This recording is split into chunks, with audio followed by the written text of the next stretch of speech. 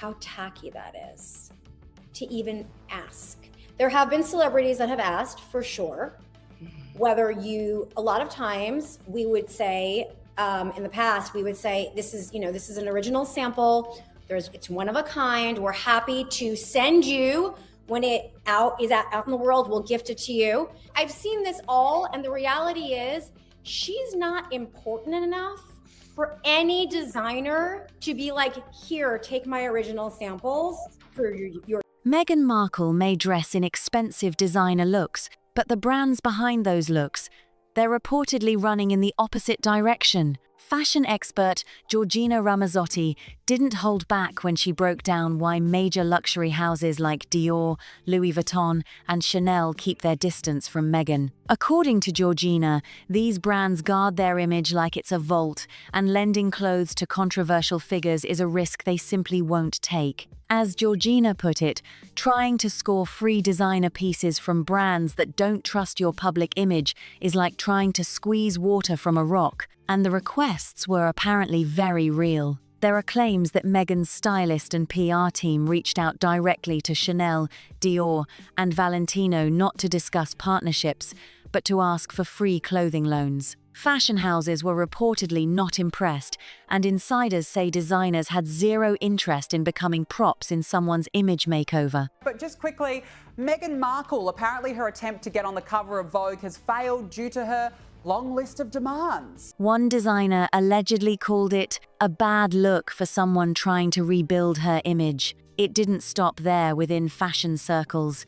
Meghan reportedly picked up a brutal nickname, the Duchess of Discount. Then came the Anna Wintour situation, and this one is messy. In September 2022, a British Vogue cover featuring Meghan was reportedly in the works, which would have been a massive moment for her. But things fell apart fast when Meghan's team allegedly pushed for editorial control over the feature. Anna Wintour, one of the most powerful figures in fashion history, was not having it. The cover was scrapped. One fashion editor reportedly said that Vogue would never hand over the level of control Meghan's team wanted, and that tension is apparently still very much alive today. Dior's response was even colder: no drama, no announcement, just silence. When the Sussexes stepped back from royal life, many assumed Dior would come knocking. Instead, the brand quietly redirected its attention toward other royals. Rumors of a multi-million-dollar sponsorship deal with Meghan began swirling,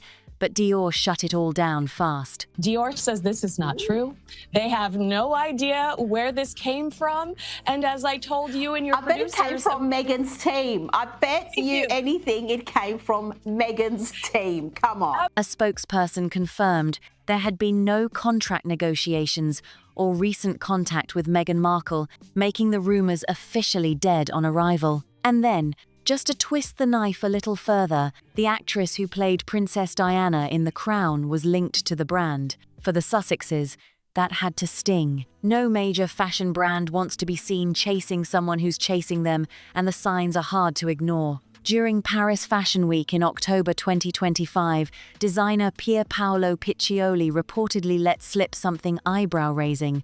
Meghan herself reached out asking to attend his show. The invite didn't come from the brand, it came from her. For someone with Meghan's profile to be making that kind of move, it speaks volumes about where she actually stands in the fashion world right now. And her brand choices haven't exactly helped her case. Meghan's appearance at a Balenciaga event raised serious questions, considering the brand had been at the center of a massive scandal in 2022 involving deeply inappropriate advertising content. For someone who constantly speaks about protecting children and standing for values, the association struck many as contradictory. Fashion circles weren't quiet about it either. Some started calling her the Duchess of Hypocrisy. Then there's the chaos surrounding her own lifestyle brand. When Meghan rebranded American Riviera Orchard to As Ever, she ran straight into a trademark wall. US trademark officials flagged the name as too similar to an existing clothing brand already called As Ever. The result? clothing had to be pulled from the trademark application entirely. It's been revealed that Meghan Markle actually invited herself to this Paris Fashion Week show earlier this month. Now, the Balenciaga designer has claimed that she reached out and she said she would love to come to the show. I mean, Andrew, reading this, it does not surprise me. As ever can sell food, home goods, and lifestyle items, but legally cannot market clothing under that name. For a woman who presents herself as a fashion authority, that's an awkward stumble that luxury brands would never let happen to themselves. Magazine editors don't take kindly to celebrities trying to run the show, and Harper's Bazaar reportedly experienced that firsthand. There were claims Meghan pushed hard for editorial control over her feature, and the final article reportedly read more like a polished PR campaign than a real profile. But perhaps the most talked about detail was the claim that she asked to be formally introduced as the Duchess of Sussex to a room of just 2 people. As one observer put it, needed to be formally, announced, formally welcomed.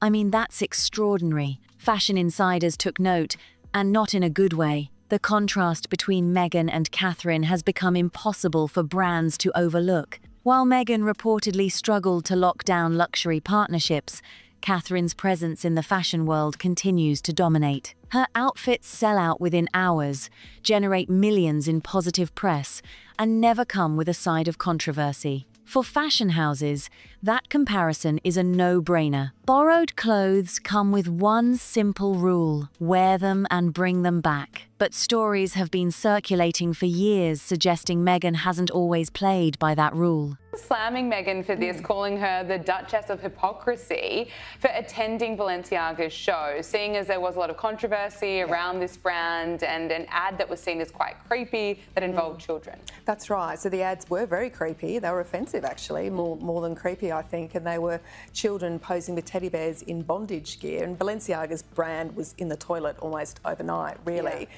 One frequently mentioned example involves a green dress that reportedly resurfaced in a photo shoot after already being used elsewhere. Whether the full story checks out or not, the whispers alone are enough to make brands nervous. As one designer allegedly put it, it's not outright stealing, but it breaks the unwritten rules. In a world built on trust and reputation, that kind of talk spreads fast and sticks even faster. Fashion brands don't just sell clothes, they sell image, and they will protect that image at almost any cost. Meghan Markle has built a reputation for attracting controversy wherever she lands, and for many brands, that's simply too much baggage to carry. Partnering with her doesn't just mean promoting a celebrity, it means signing up for the royal drama, the public disputes, and the headlines that seem to follow her like a shadow. Most fashion houses would rather pass entirely than risk their carefully built reputation getting buried under someone else's personal chaos. More trouble for Meghan Markle launching her lifestyle brand. As Alison Hall reports, the new name she's chosen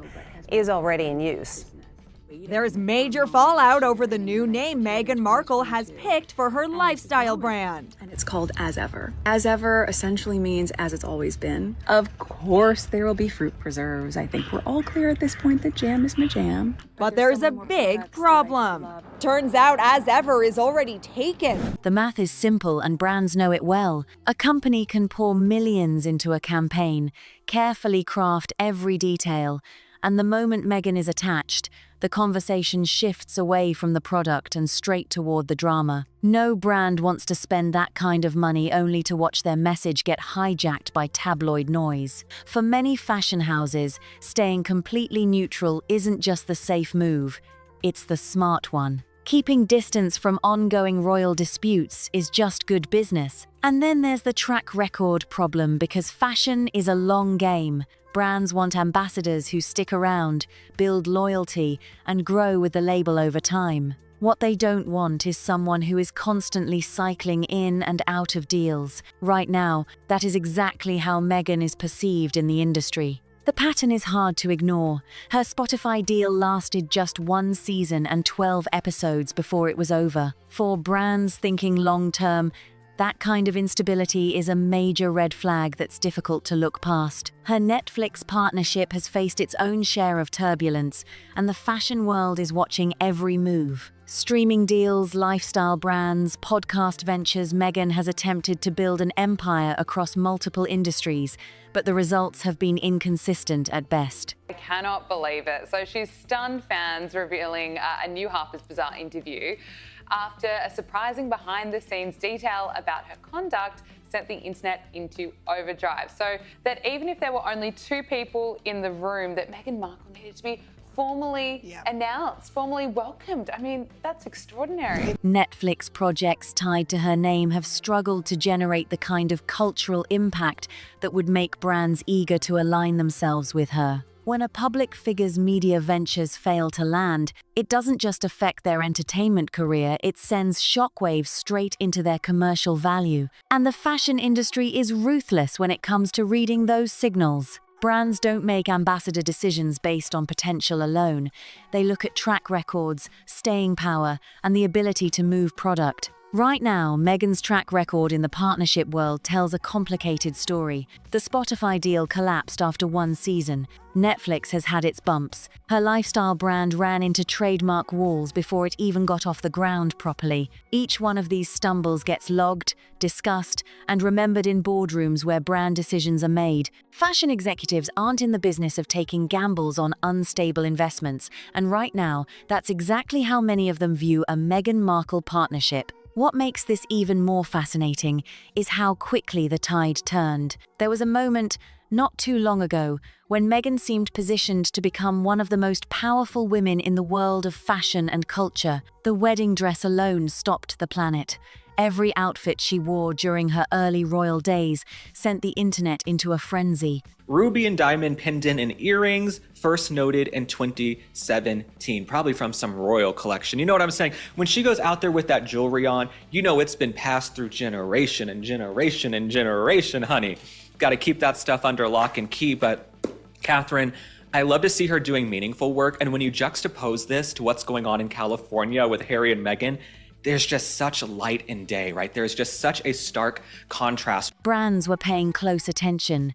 Retailers were crashing under the weight of the so-called Meghan effect, and the fashion world seemed ready to embrace her with open arms. That window existed, and somehow it closed. The shift didn't happen overnight, but it happened fast enough to raise eyebrows across the industry.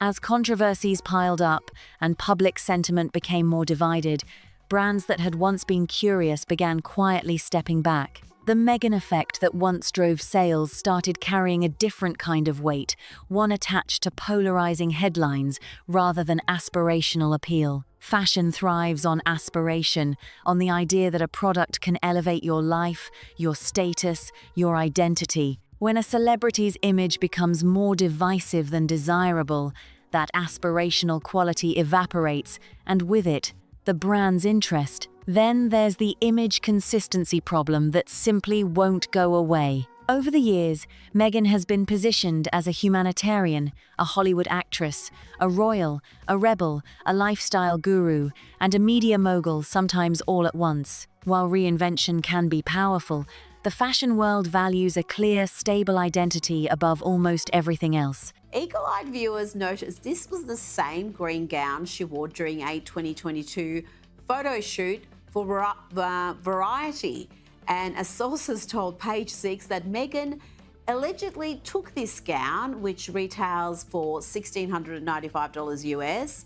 Dee, she allegedly took the dress from the shoot without asking. Surely that can't. Luxury brands spend years, sometimes decades, crafting a singular vision for what they represent. They need their ambassadors to reflect that vision clearly and consistently. When a celebrity's identity feels like it shifts with every press cycle, it creates a branding nightmare that most fashion houses simply refuse to deal with. Stories describing Meghan as demanding and difficult to work with have followed her across industries, and in the fashion world, word travels fast. Repeated allegations of high staff turnover, workplace tension, and difficult working environments have surrounded her inner circle for years.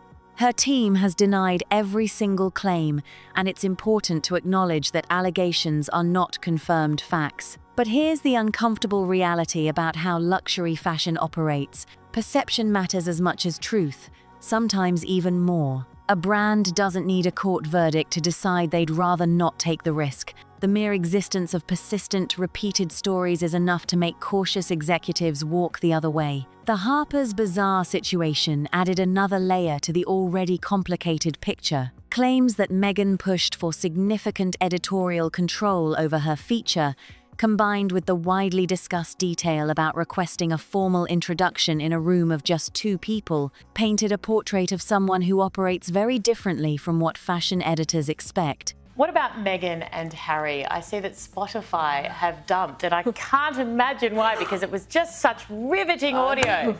Apparently it did rate well amongst some audiences, but...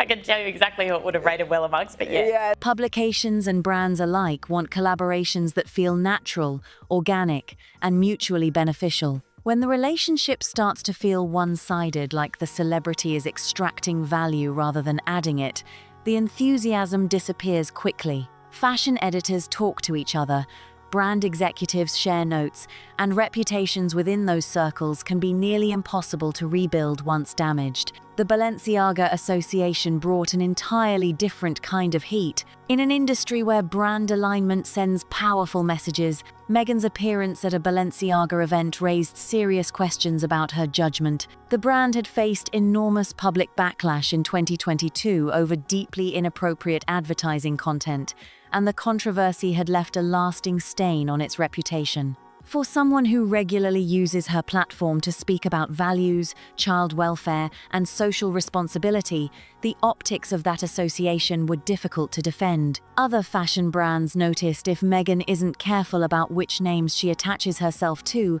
why would they trust her to carefully represent theirs? And the Paris Fashion Week moment deserves another look, because it says something important. When it emerged that Meghan had reportedly reached out herself to secure attendance at Pierpaolo Piccioli's show in October 2025, rather than receiving a formal invitation, it shifted the entire dynamic. In the fashion world, exclusivity is everything. The moment it becomes clear that someone is pushing their way into spaces rather than being pulled into them, the perception changes entirely.